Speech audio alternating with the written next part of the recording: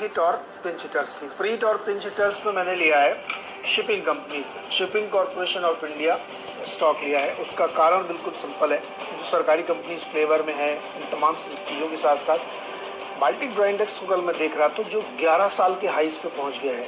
जून में कल 2% बढ़ के 3324 पे पहुंचा है। ये 2010 जून के बाद का हाईएस्ट लेवल है जो 11% पहुंचा। क्यों पहुंचा? क्योंकि नॉर्थ अटलांटिक रूट पे सप्लाई शॉर्टेज है और वहां पे ज़बरदस्त तरीके से फ्रेट रेट्स बढ़ रहे हैं। तमाम जो सेगमेंटल इसके रेट्स हैं फ्रेट के, वो आप देखिए। जो पैनामेक्स है जो ट्रैक करता है 60,000 से 70,000 टनेज वाले, उसमें जो है 5% की ग्रोथ देखी गई, वो 3827 पहुंच गया है।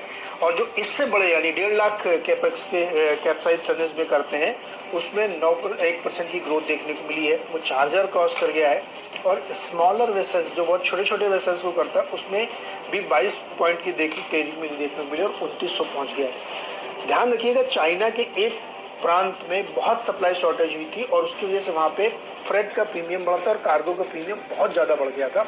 उसकी वजह से ये एकदम 10-11 साल के हाइस पे पहुंच गए और अभी भी संभावना कम लग रही है कि पीछे हो, क्योंकि कार्गो बुकिंग में प्रीमियम बहुत ज़्यादा चल रहा है। $3000 तक का प्रीमियम वहाँ पे देखने को मिला, तो इसलिए यहाँ पे खरीदारी कर सकते हैं। और कल निर्मला जी के इस बयानों के बाद मैं आवाज़ अड्डा इसी पे कर रहा था, तो एक बीजेपी के सांसद जी थे जिन्होंने मुझे बताया कि बहुत जल्द आप डाइवेस्टमेंट फ्रंट पे खबर सुनेंगे, यानी सितंबर के आसपास तक 2-3 बड़े ऐलान की संभावना है। तो मुझे लगता है शिपिंग उसमें से प्रोमिनेंट दिख रहा है मुझे।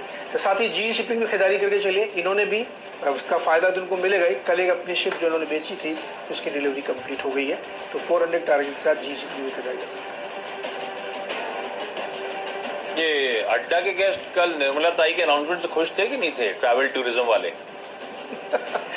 नहीं, बिल्कुल खुश थे वो लोग, बहुत खुश थे। हालांकि दिल मांगे मोर हमेशा कहते थे, लेकिन वो लोग खुश थे। हाँ, दिल मांगे मोर वैसे रहना भी चाहिए, जब एक्सपेक्ट नहीं करोगे तो आएगा कैसे? ठीक है। अच्छा, फ्री हिट और पिंच हिटर के तौर पे 2 डिफेंस कंपनीज। कल मैंने वॉलचंद नगर इंडस्ट्रीज की बात करी थी और मेरे ख्याल से टीम में सबसे ठंडा परफॉर्मेंस इसी स्टॉक का देखने को मिला था, सरप्राइजिंग था।